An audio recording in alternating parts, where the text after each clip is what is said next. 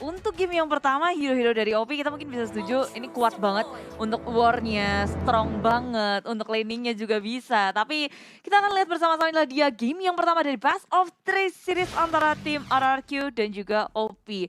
Semuanya udah langsung mengarah ke laningnya masing-masing dan di bawah itu Cloud-nya udah langsung ditemenin sama Matilda. Jadi tambah lagi dengan Cloud dan Beatrix yang Beatrixnya udah base damage-nya diturunin. Sekarang ditambah dengan Matilda, ini bakal enak banget sih buat Dede Bocang. Dia kalau misalnya dari segi farmingnya bakal lebih enak dan sebenarnya dari pokingnya juga lebih enak sih kalau gue lihat di sini nih. Wah, serem sih.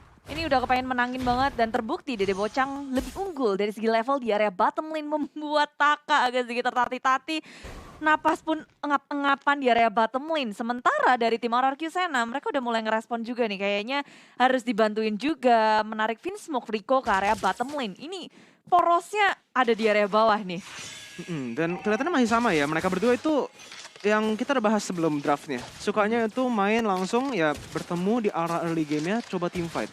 Soalnya kalau gue lihat sebenarnya dengan OP yang udah main di arah bawah, RRQ mungkin bisa lakukan trading aja dengan cowoknya yang bisa set up gang dengan sangat baik. Tapi lihat di sini Vinsmoke maju ke arah depan mendapatkan stun-nya ke arah Dede Bocang, tapi tidak ada follow up damage yang bisa dikeluarkan oleh seorang Taka. Cuma ngegalakin aja pakai charge, ngebikin Dede Bocang sedikit bocor. Tapi tengok ada Retipol yang langsung ke area bottom lane pula untuk mengamankan gold buff-nya. Sementara kayak yaudah Dede Bocang dijagain tuh sama Ercan di area bawah. Mereka hanya berfokus untuk farming cepat. Dede Bocang ngedapetin item bisa untuk war lebih banter lagi untuk dari Cloud-nya.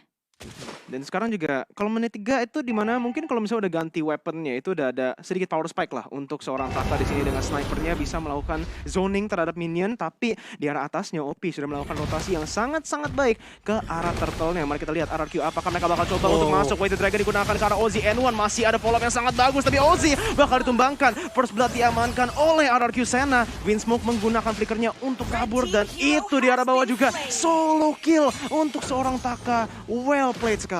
Wow. Ketika sendirian ditinggal Dede Bocang nggak bisa untuk menahan lagi Taka. Dia komit dengan flickernya tapi di sisi turtle pun terdapat pertempuran. Semuanya udah dibuka, semuanya udah di pop up tapi RRQ berhasil untuk ngedapetin keunggulan. Timing yang sangat tepat sih dari ultimate wise-nya juga, dari segi warlord-nya nggak keganggu dan Banana itu setup yang ketika The Whale Dragon-nya ngedapetin jackpot langsung OZN1.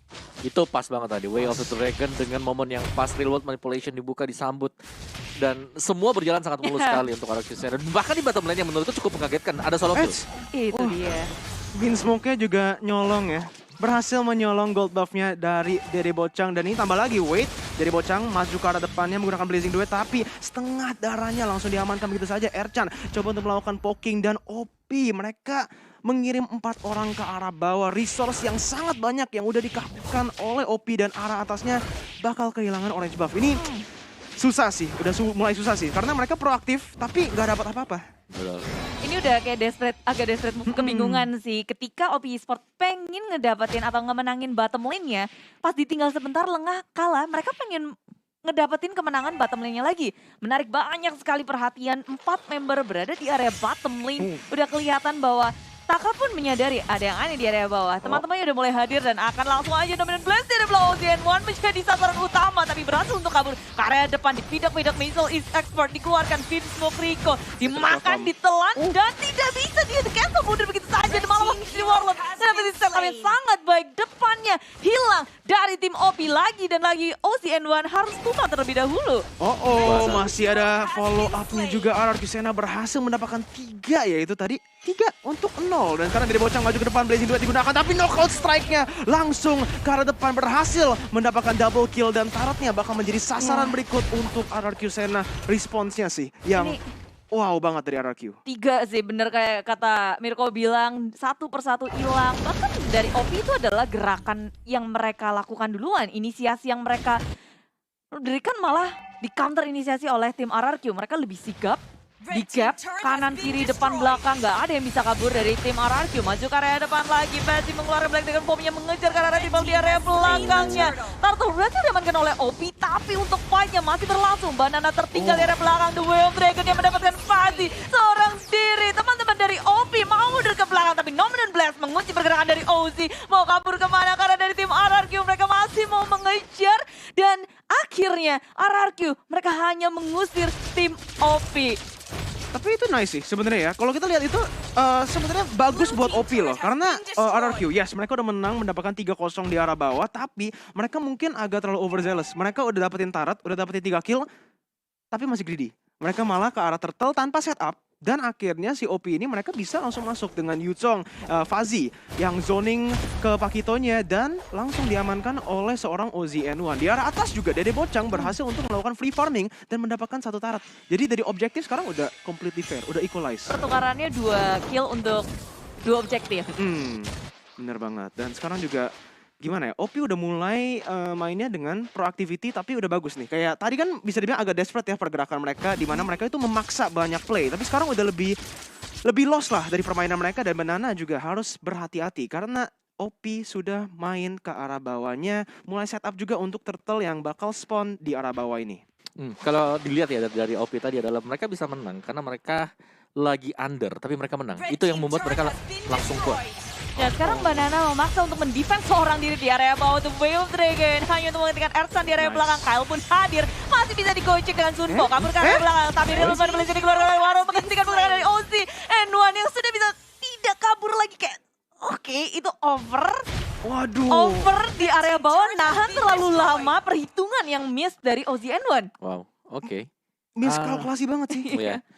Sangat-sangat miskalkulasi tadi karena dia bisa mundur ke belakang juga ya, tapi bahkan untuk turretnya gak dapet. Gimana ya? Mereka soalnya gini lah, kalau kita coba lihat dari pola pikiran OP mungkin. Mereka udah taruh 4 orang di bawah, RRQ push ke atas kan. Jadi mereka mau nggak mau harus dapetin sesuatu mikirannya gitu. Tapi akhirnya ya jadi kelihatannya miscalculate dan mereka malahan ruginya jadi double. Yang bukannya cuman atasnya yang hancur, tapi mereka juga mengalami death terhadap junglernya. Sekarang ya udah 0-3-0. Triple kayaknya deh. Hilang Ozzy, nggak dapat turret. Hilang turret di Turtle. tier kedua di atas. Turtle 4 dong. 4 dong. Waduh. Ini tambah lama bakal tambah susah sih. Karena dengan RRQ Sena yang udah mendapatkan pressure di mana-mana dengan turretnya yang sudah push. Kyle langsung kehilangan semua seperempat itu, 3/4 health lah hilang ya. Tinggal sisa seperempat healthnya dan parah sih. Ini RRQ beneran tinggal nge-push wave-nya, micromanage wave, dan mereka bakal memiliki map pressure 100%. Gak ada apapun yang OP bisa lakukan di dalam posisi ini, kecuali mungkin tunggu sampai ada kesalahan atau overcommit di dalam turret mereka. Yes, dengan menit yang ke-7, 7 point kill udah diamankan oleh tim RRQ Sena, sedangkan OP masih nol, gak ada pertukaran point kill sama sekali. Mereka mau coba untuk main aman, sabar-sabar mungkin, nge-split dengan adanya Dede Bocang yang di area atas, dia gak bergerak sama sekali. Belum siap buat fight? Belum ada item lebih tepatnya ya, jadi masih menunggu untuk Dede Bocang. Dan memang dari Cloud, bicara soal Cloud ini nanti powernya akan masuk di menit 10 ke atas ketika sudah di Hunter Sword dan juga dengan ada Golden Staff yang sudah diserahkan oleh Dede Bocang. Jadi dia udah bisa sekarang untuk melakukan team fight, dan RRQ Sena mereka harus berhati-hati juga.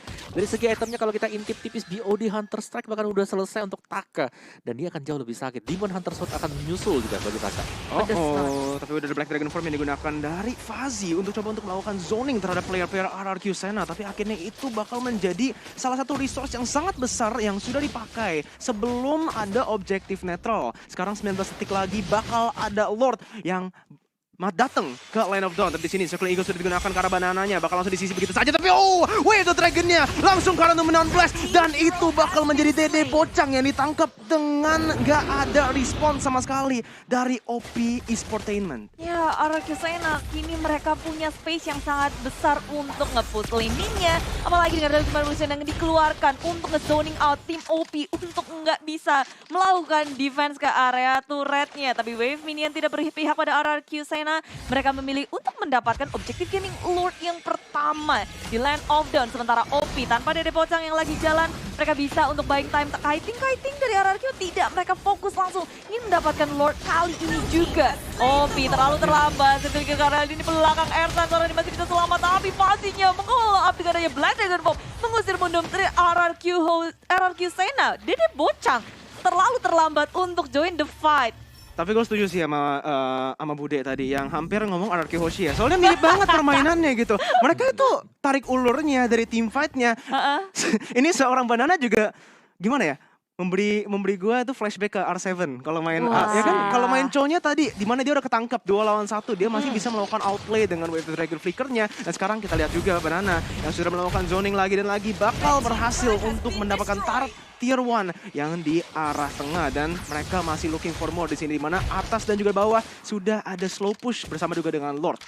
Ya sabar-sabar dari tim RRQ Sena perlahan tapi pasti menggerogoti terlebih dahulu resource yang dimiliki oleh tim OP. Jungle-nya udah botak. Semuanya dimakan oleh tim RRQ. Semakin sempit lagi pergerakan dari tim OP. Nggak ada buff juga dan perlahan tapi pasti mereka akan masuk dari 2 lancernya. Atas, tengah akan masuk dan mereka berpusat untuk ngedapetin sesuatu. Banana masuk ke dalam base milik tim OP mencari celah inisiasi yang begitu mengerikan. Balas oleh Fadi dengan adanya Black Dragon Form karena lini belakang follow up dari teman-temannya pun terlalu jauh. Jadi ini mereka cuma fokus untuk ke-clearing minion aja, nggak mau terlalu terburu-buru dari keduanya. Jadi sesuai banget dengan statistik yang pas kita baca ya di dalam tim head to headnya di mana kita kalau lihat dari KDA, dari damage per minute, dari sampai objektifnya aja semua RRQ Sena dan di sini itu yang keluar. Team fight-nya bisa, mereka dapat semuanya yang kalau dari turretnya, objektif control bisa banget juga dan akhirnya sama, mereka nggak pernah memaksakan team fight. Mereka akhirnya cuman poking-poking, sieging. Nomor 16 digunakan karena Ozzy N1 bakal langsung ada follow up yang sangat bagus ke arah belakangnya. Tapi Ozzy masih bisa kabur dengan adanya guiding wind dari seorang Erchan. Tapi 2 base turret yang sudah diamankan oleh RRQ Sena. Wow. Ya, alon-alon asal kelakon sih dari RRQ. Mereka nggak mau memaksakan berkali-kali dari Banananya maju ke area depan. Dan sekarang dia mau ngangsur ke depan. Siapa Banana. itu? Solo kill dari Warlord. Tapi maju ke area depan. Ngedapetin Fadi seorang diri. Dan immortality-nya pun nggak ada immortality untuk mempertahankan diri. Tim OP nggak siap untuk melakukan war di menit 11 ini. Nggak ada resource sama sekali. RRQ berfokus terhadap base-nya. Tapi wave minion lagi dan lagi berhasil disapu oleh tim OP. Waduh, Om Wawa ini bener-bener loh. Mereka bakal nggak stop di sana. Knockout strike itu berapa sekarang 2. Dan lihat damage yang dikeluarkan oleh RRQ Sena. Masih ada tas-tas juga dari seorang Warlord. Tapi base-nya yang bakal langsung diamankan. Dan itu bakal menjadi match point untuk RRQ.